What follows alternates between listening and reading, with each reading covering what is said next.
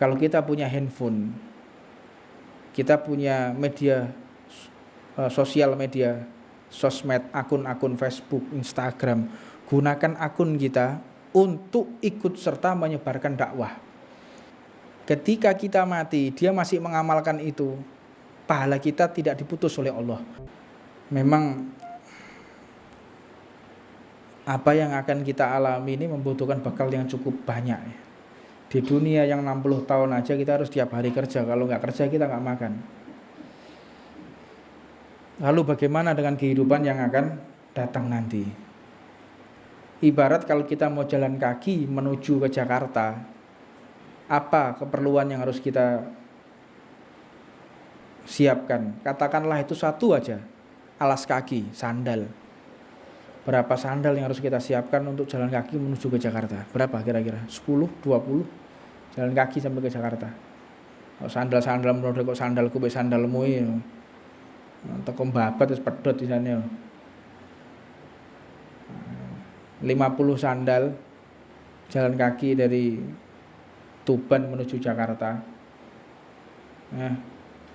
Harus ganti sandal lagi. Terus bagaimana kalau kita di akhirat? Berapa sandal yang kita butuhkan di perjalanan waktu yang sifatnya jutaan tahun? Apa bekal yang harus kita bawa ketika nanti di akhirat? Karena di alam kubur itu orang butuh makan. Jangan gak dipikir butuh makan ya. Di alam kubur itu orang butuh makan, butuh minum, sebagaimana manusia di dunia. Apa beb mangane rawon, soto, bento kowe berarti. Makannya yaitu doa dari orang yang masih hidup. Karena diceritakan satu riwayat ada seorang soleh bermimpi di akhirat itu, di alam kubur itu orang lagi pada nunggu semua.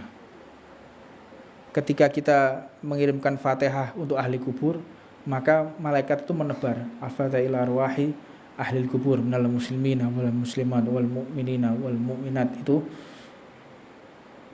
kita berikan makanan kepada ahli kubur. Makanya doanya tadi al-Fatihah ila arwahi minal amwati wal muslimin, minal amwati minal muslimin, orang-orang yang mati fi hadhil baldah, di kota ini ya. Kita hadiahkan mereka makanan, kiriman, agar mereka bisa hilang dahaganya, agar mereka bisa kenyang perutnya dengan bacaan doa ini. Ini makanan mereka. Diceritakan ada orang bermimpi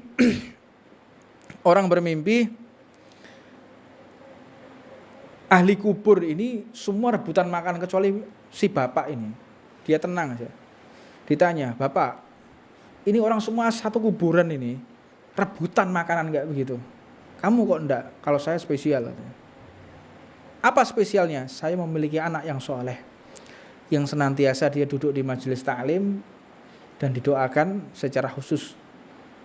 Maka saya pun diberikan bagian khusus oleh malaikatnya Allah Subhanahu wa Ta'ala. Anakku itu anak yang soleh, dia berteman dengan orang-orang yang baik, dan dia seringkali memberikan doa, mengirimkan doa kepadaku. Jadi saya nggak butuh rebutan kayak begitu. Tidak lama kemudian si orang soleh ini bermimpi lagi, orang tua tersebut ikut rebutan. Bingung, kamu kok ikut rebutan sekarang? Ya, anakku sudah meninggal, nggak ada lagi yang ngirimi saya. Melok royoan. Karena terputus, anaknya nggak punya anak lagi. Ya, anaknya nggak punya anak lagi dan dia ibadah untuk dirinya sendiri. Makanya saya ingatkan di dalam majelis ini, kalau kita punya handphone, kita punya media sosial media, sosmed, akun-akun Facebook, Instagram, gunakan akun kita untuk ikut serta menyebarkan dakwah dan mengajak orang ikut datang ke majelis. Kalau kita mengajak satu orang ini, ayo mas, ayo bro, melok aku bro, untuk majelis. Geopo nom-noman majelisan piring, ya kadang kayak gitu ya. Kancamu sing rada kayak sodron-sodron nih. Ayo to melok. Ya wis, akhirnya ikut. Dia ikut dan akhirnya dia mendengarkan dan dia mengamalkan apa yang dia dengarkan di majelis. Ketika kita mati, dia masih mengamalkan itu, pahala kita tidak diputus oleh Allah. Apalagi kalau dia punya anak nantinya, dan anaknya diajarkan seperti dia, gara-gara kita ngajak dia ke majelis, berapa jumlah pahala. Belum lagi kalau kita bisa mampu mengajak orang secara ramai, tulis di medsos. Hari ini ada Jalsatul Itsnain, hari ini ada majelis Rotibul Haddad, kita ikut menyebarkan. Karek metek tok, apalagi aplikasi Facebook, karek mejet tok, bagikan, ceklek. Orang membaca, orang tertarik, apalagi ikut streamingnya, kita ikut menyebarkan. Berapa juta orang yang melihat, berapa banyak huruf yang mereka dengarkan dari majelis ini, sehingga mereka ikut taklim dari streamingnya, ikut taklim, dan mereka bisa mengamalkan. Berapa banyak pahala yang akan dibalas oleh Allah Subhanahu wa Ta'ala. Ini bukan sesuatu yang remeh. Kita bagikan kebaikan di sosial media, kita mendapatkan pahala jariah. Begitu juga kalau kita membagikan pahala yang buruk, fitnah, adu domba, itu namanya keburukan yang jariah, yang walaupun orangnya mati tetap pahalanya akan bergulir terus. Waliyadzubillah min dzalik. Makanya kita berdoa kepada Allah, jangan sampai kita salah kumpulan. Orang kalau udah salah kumpulan, waliyadzubillah min dzalik. Karena di dunia ini adalah cermin ketika kita nanti di akhirat. Kita di dunia ini sering kumpul sama siapa? Kita di dunia ini mengidolakan siapa? Kita di dunia ini sering mana? Duduk di tempat maksiat atau di tempat-tempat yang baik? Lebih sering mana? Itu adalah gambaran ketika kita di akhirat. Sebetulnya kita semua ini sudah tahu, kita mau di surga atau neraka, sudah tahu semua, Pak. Tidak ada di antara kita ini yang tidak tahu kita mau di surga atau neraka. Omong kosong. Omong kosong kalau ada orang, saya nggak tahu saya nanti di neraka atau di surga. Omong kosong. Ya, saya seringkali mengucapkan seperti ini dan menjadi perdebatan. Saya memberanikan diri mengucapkan ini. Omong kosong kalau orang tidak tahu dia nanti di akhirat itu di surga atau neraka. Omong kosong menurut saya. Ketika di dunia kita sering mana? Duduk di warung kopi atau di masjid.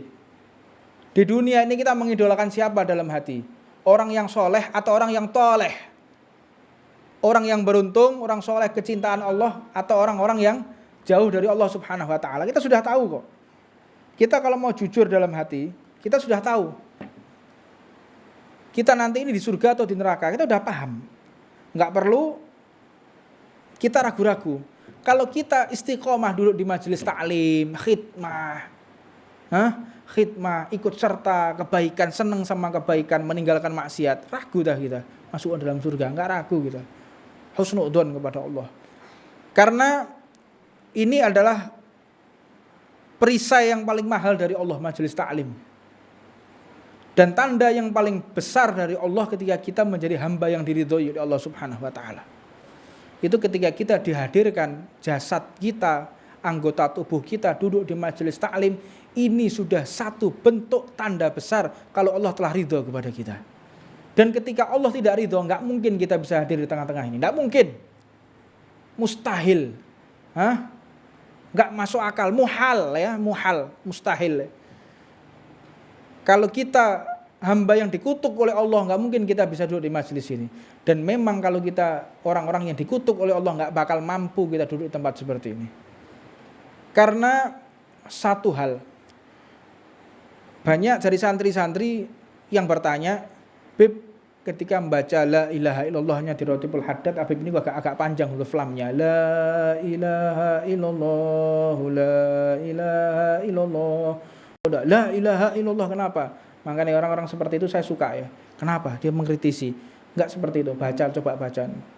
Orang yang membaca la ilaha illallah, lamnya dipanjangkan, dia mulai lahir sampai mati, dosanya dihapus oleh Allah Subhanahu wa Ta'ala dengan satu kali ucapan.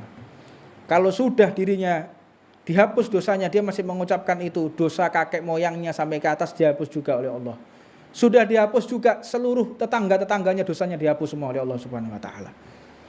Baca la ilaha illallah dengan huruf lamnya dipanjangkan. Makanya la ilaha illallah, la ilaha illallah, huruf lamnya dipanjangkan. Anda membaca seperti itu, yang Allah telah ridho, lisan kita mengucapkan nama Allah. Allah hadirkan tubuh kita di tempat ini. Ini pertanda Allah telah ridho kepada kita. Kalau Allah nggak ridho, nggak mungkin Pak.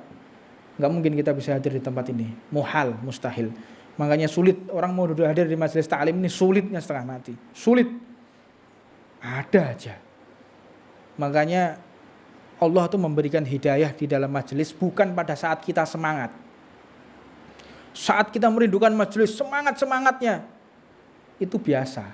Namun ketika kita ada halangan, ada satu permasalahan yang membuat kita tidak bisa hadir di dalam majelis, disitulah Allah turunkan hidayah. Sir rahasia majelis ada di situ. Kalau kita sudah ada halangan, kalau kita ada rintangan, ada cobaan, malas, gangguan di jalan, sehingga kita harus kembali pulang, itu Allah sediakan hidayah, Allah sediakan sir rahasia dari kemuliaan orang-orang yang ada di dalam majelis ta'lim.